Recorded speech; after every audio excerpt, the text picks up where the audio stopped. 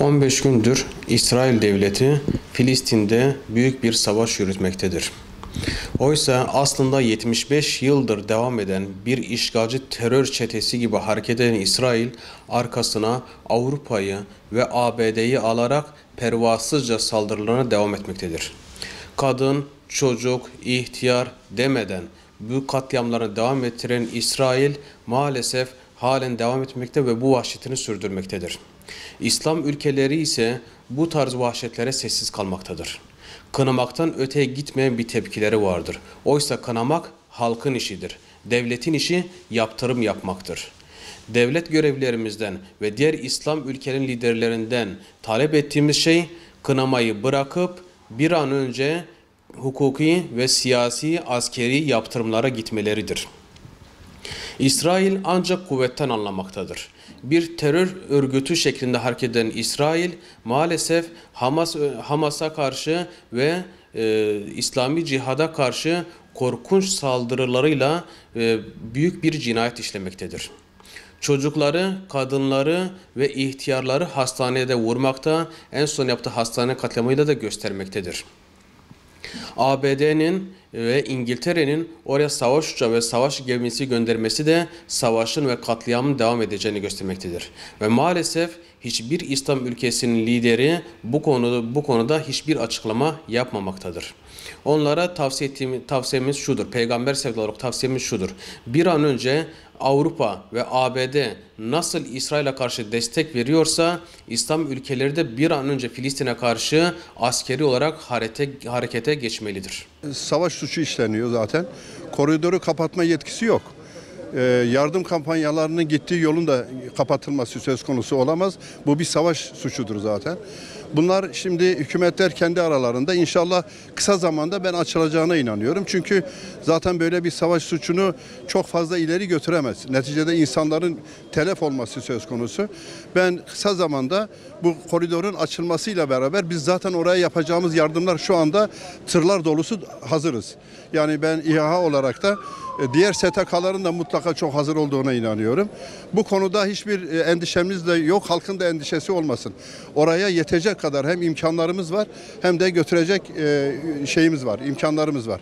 Bunun yanında sadece bizim oraya götüremeyeceğimiz şu anda hazır olması gerekli olan çağrı yapacağız. Jeneratör çok önemli, yakıt çok önemli. Yani o jeneratörü çalıştıracak veya telefonları dolduracak elektrik bile yok, enerji bile yok. Bir jeneratör veyahut da yakıtlarla orayı bunu bu şekilde halletmeye çalışıyoruz. Oradaki bizim kendi partilerimiz ve bizim kendi şubemiz var orada, biliyorsunuz Gazze'de.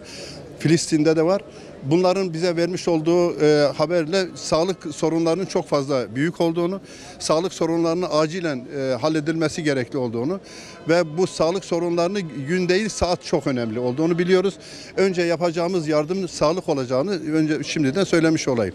İkincisi gıdadan hemen sonra da inşallah kendilerine su ve diğer ihtiyaçlarını belirlemek suretiyle göndereceğiz. Albuka altında bulunan ve gerçekten etrafı sarılmış olan bu halkın bir şekilde yardımın ulaştırılması konusunda öncelik tanınması lazım. Bu bir.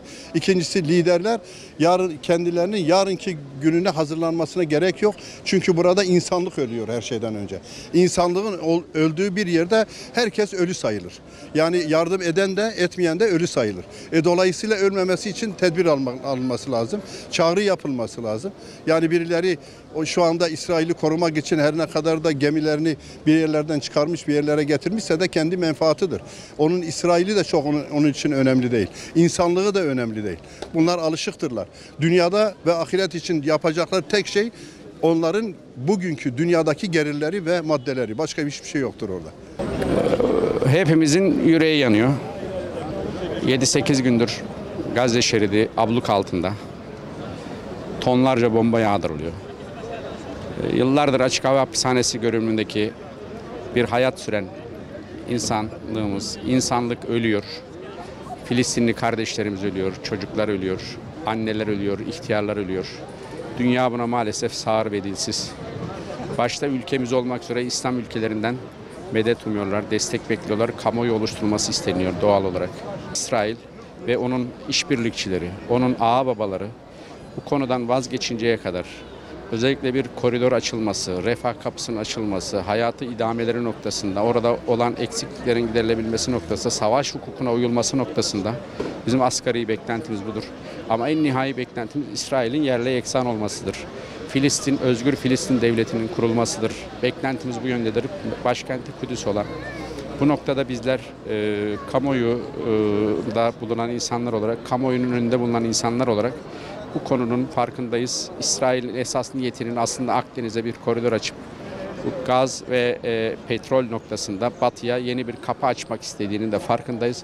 O noktada diyoruz ki biz kahrolsun İsrail, yaşasın Filistin ve Filistin direnişi ve bu noktada o toprakların hakiki sahibi olan İslam ümmetine verilmiş olan pek çok dinden insanın huzur içinde yaşadığı bir iklime tekrar kavuşması için orada Müslümanlığın hakim olması, İslami bir yönetim hakim olması anlamında Filistin devletinin bağımsızlığının bir an önce gerçekleşmesi ve tanınması ve bu noktada da bizlere üzerimize ne düşüyorsa yapmamız noktasındaki hassasiyetimizi sürdürüyoruz.